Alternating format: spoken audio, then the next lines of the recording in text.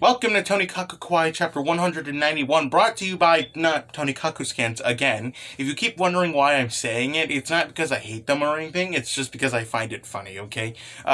It's brought to you by Bathhouse Scans instead, so congratulations to them, alright? Apart from that, I have nothing interesting to say. Well, apart from this shirt, now I know it's disgusting, okay, relax, but yeah, it's better than that red shirt, it's better than that blue shirt, it's better than the black shirt that I always keep wearing, okay? When I said I wanted to increase the production value of it, I wasn't lying, okay? Anyways, apart from that, I have nothing interesting to say, so let's just jump right into it. Now, the chapter starts off with a little bit of astronaut facts, which, to be honest here, I actually don't know if it's true or not, because I'm too lazy to search it up, which is ironic, considering that later into the video I actually talk about this random Japanese guy that has no relation to the story whatsoever, but I merely just wanted to search him up because his life was semi-interesting, alright? So, but I have a feeling that Hada probably did his due diligence, alright? And it's probably true, alright? So, basically, astronauts apparently have to take like a little tiny course on like versatility and resilience, alright? Now, because space is so random and just basically anything can happen, they kind of have to like learn to, adapt to things and think very rationally on how to solve issues, right? So, there's your little astronaut fact for you, alright? Now, we cut to NASA with the narrator being like, now at this very moment, ladies and gentlemen, we have this person whose resilience and flexibility is currently being put to the test, alright? So, NASA's basically looking at the machine parts that he has left over, right? Which are all just on the floor, just, broken. So we cut to NASA basically talking to himself, right? He's like, okay, NASA, think about this rationally, alright? Okay, how about this? How about I split everything up into like different categories and stuff, find out what it is, how it's made, okay? And then we can, rebuild this broken machine, okay? It might take 1 or 2 weeks, but like, it'll probably be worth it, okay? So while NASA's thinking about this, Aurora basically comes up from behind. Now, I have actually no idea how she got there, but that doesn't matter, okay? She basically does a Fnaf 1 jump scare to NASA, and, she's like, hi, mind if I have a word with you? Mind if you want to talk about our Lord and Savior, Jesus Christ? Now, also at this time, Scuzza-chan, she also apparently just walks in out of nowhere. She's like, oh, hi, Aurora. I don't know why you're here, but hi, how are you, okay? So, Aurora isn't just here to basically jump scare NASA. Apparently, she's here to give information to Scuzza-chan. Now, Aurora, she's like, hi, how are you? Hi, hello. I have some information to tell you about Kaguya and her little high school friends, alright? You remember them? Scuzza-chan, she's like, oh, yeah, them. What about them, okay? Now, Aurora basically explains that Kaguya is very smart and we should probably be a little careful about her, okay? She doesn't truly believe it, but she has a theory that Kaguya probably knows a thing or two about her, okay? Because if you remember back in, I guess, chapter 188? I think chapter 188, when, they were basically leaving with Aurora, right? Kaguya said that she doesn't believe that, the Kiyomaro Mansion isn't actually Tokiko's, primary house, and is actually just a place for someone, someone to live in, alright? Obviously, we know who it is. It's obviously Scuzza-chan, but Kaguya doesn't know that, right? And Aurora is basically telling Scuzza-chan, hey, so, she's getting really close, and, just in case, do you want me to, I don't know, spy on her and stuff, keep tabs on her and shit, just in case, right? Now, Scuzza-chan, she's smart about this, right? She's like, well, that's a very good idea, don't get me wrong. It's probably for the best that you don't actually do that, okay? Because, you never know. You might get too deep into that and, you don't have a safety net to basically catch yourself if you do get caught, right? Now, Aurora, she's like, okay, understandable. Have a nice day, alright? So basically, that's all she was there for, really, alright? So after Scuzza-chan tells her that it's probably for the best probably for the best not to spy on her, Aurora, she's like, okay, cool. I'll still keep tabs on her, okay? I'm still gonna do that, but, I won't, be truly spying on her. So, basically, Aurora leaves just like that, right? And NASA, he was also there just, hearing about this, and he's like, you know, I know Kaguya is smart, but, she is really smart. Now, Skessa-chan actually replies to NASA saying that Kaguya is smart, right? She's like, yeah, no, she is strangely really smart, but, like, she doesn't really worry about it too much because things like this, where people are, like, basically really close to finding out her secret, have already happened before in the past, right? So Skessa-chan, she's like, I shouldn't really worry about it too much. This has happened countless times. I mean, it never ends well for the person, but, like, it's already happened before, right?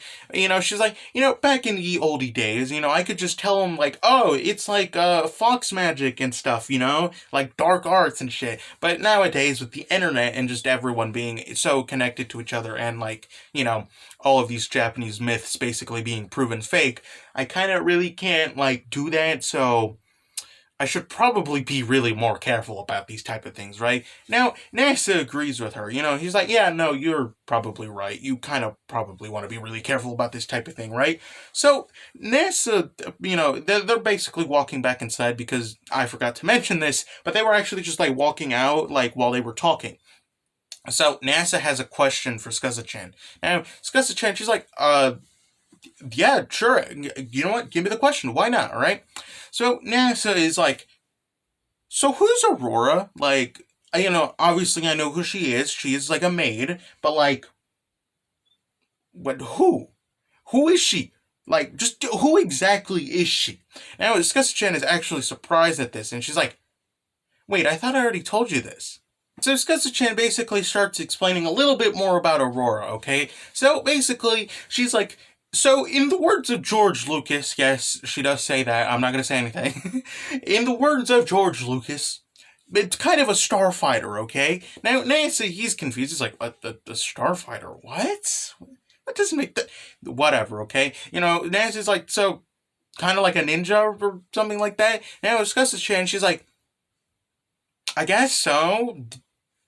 Yeah, I guess, right? So basically she starts explaining that basically Tokiko is very good at predicting things. However, she is not good enough to predict that Skessa-chan is going to get married, right? So basically, when she heard that Skessa-chan was going to get married, she basically decided to hire try to hire a bunch of personal guards for Skessa-chan, and just in case, so that she's safe right after Tokiko dies, right? Because in the words of Skessa-chan, because if she didn't, all I'd be left with is literally the most undependable duo ever, that being Shiori and Chitose, okay? So Nasu's like, okay, yeah, no, that makes sense, right? So, Skessa-chan, she continues, she's like, so basically after, a little bit of rigorous testings and, appliances and stuff, they basically got Charlotte and Aurora. So, basically, that's the reason why she's here, okay? Basically, personal body protector, right? Now, Skessa-chan, she's like, to be honest here,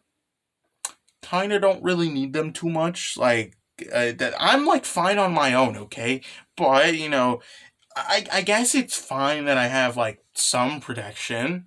Now, Skessa-chan continues talking. She's like, but, like, even then, I still don't get it. Like, I don't get it why, alright? Now, Nancy's like, what do you mean you don't get it, right? Skessa-chan, she's like, I don't get it why people actually, like, really care about me, like, so much. Like, this isn't even the first time, okay? Like, as long as I remember, there's been countless people, like, over the ages that have just, like, wasted their final breaths literally worrying about me, okay?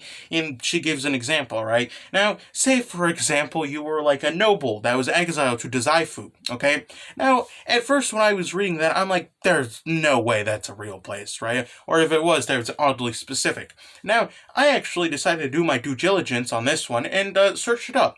Apparently, it is a real place. And let me just bring my laptop.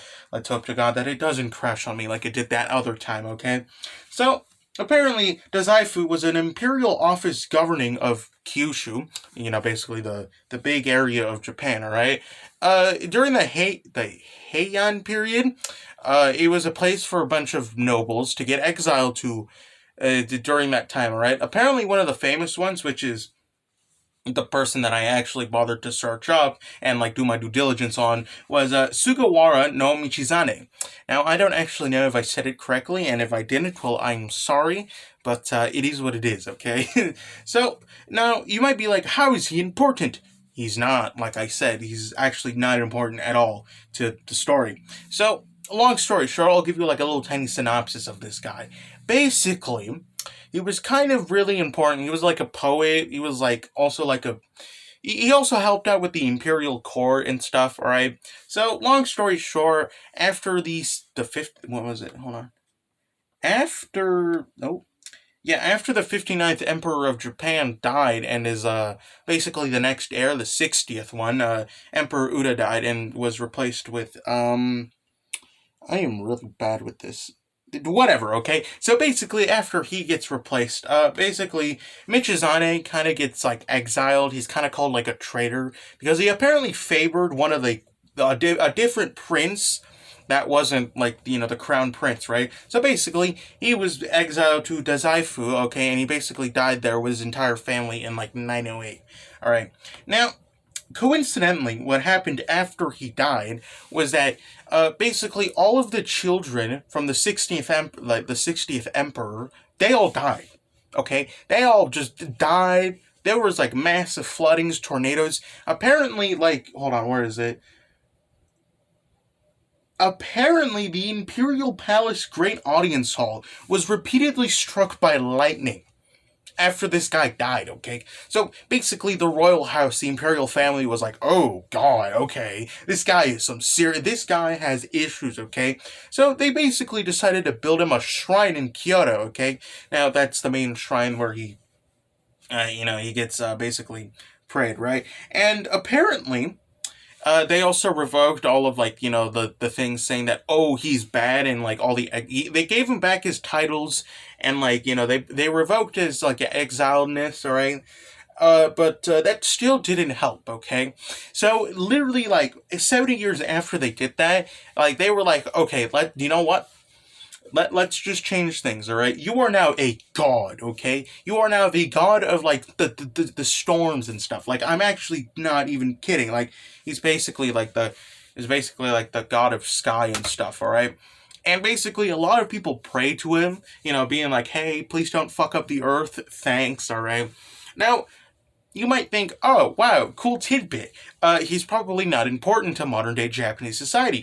That's where you're wrong, or at least I hope you are, because apparently in modern day, people, I guess, remembered that he was a poet, okay? So nowadays, people kind of just view him as not a god of, like, storm winds and stuff. They kind of just see him as a god of literature, okay? So basically, they just go to his countless shrines that are just basically around Japan, and basically just pray to him. They're like, hey, the students, all right, they pray to him. They're like, hey, give me luck, okay? Give me luck that I will pass that quiz that we're having next week, okay? All right, and if they did pass, they would just go back and basically pray to them as like a thanks, all right? So that was Michizane. Not important to the story whatsoever, but I just wanted to talk about him because it was semi-interesting, alright?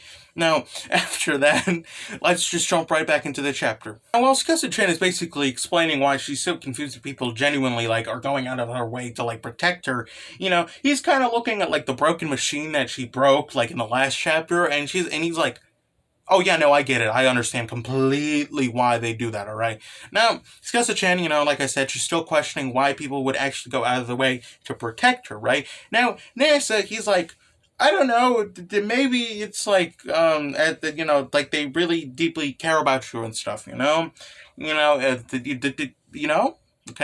Now, Nasa's like, I mean, in that case, well, then I kind of have to make Tokiko proud, right? So, I'm going to go out of my way to protect you as well, so I don't let Tokiko down. Now, Skessa-chan is greatly gratified, what the fuck? Happy that she is basically, I guess, she gives NASA a smile, okay? So we cut to NASA basically outside of the porch looking at the pendant, I think, that the necklace with the SD data in it, right? He's like, there's still a lot of things that I don't know about Skessa-chan, alright? He's basically having a dilemma on whether or not he should, like, ask Skessa-chan about, her past life and stuff, right? He wants to be careful about it, so just in case he doesn't go too far, right? Now, that doesn't matter, right? Because Skessa-chan basically does the exact same thing that Aurora did to him and basically jump scares him, alright? So, Skessa-chan, she's like, hi, sweetie, how are you? Are you worried about anything? Alright. So, NASA, he's like, oh, he gets jump scared. I don't really know how to replicate that, but pretend that he got scared, okay? So, he's like, Well, I wouldn't say that I'm worried, but like, listen, there's still a lot of things that I want to know about you, okay? And I'm having a dilemma on whether or not I should ask you about these things because, he knows that Skasa-chan probably doesn't want to talk about it too much, okay? And he respects that decision like a Chad, okay? So, he's just basically questioning on like, okay, what are probably appropriate things that I can ask her, okay?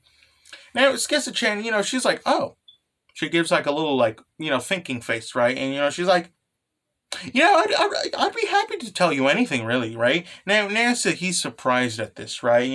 It's got a chance she gets wholesome 100 on him, and, he's like, after all, I want you to know everything about me, okay? I mean, we're married, okay? I want you to know everything about me, all right? That gets Nasa a little blushing, It's a little cute and stuff. Now, Nasa is like, oh, I see. Okay, thank you. Right now, Skasa-chan, she's like, you know what? Because of that, come on, ask me a question right now. In fact, ask me a question, something that you're curious about right now. All right, 3, 2, 1. All right. Now, Nasa is completely caught off guard at this. Right, he's like, he's basically thinking, right, until he finally comes up with the glorious question of, have you ever had a crush on anyone? And like, any way, shape, and or form, right? Now, Skasa-chan, she's obviously surprised and kind of embarrassed, right? And now she's like, if I answered yes, what would you do, okay? Now, Nasa, he's like, oh, nothing, absolutely nothing. After all, I would definitely not be the type to be, worried or anything like that. He gives off, like, basically, like, the cutest, like, shocked face ever, right? Sorry. I'm just...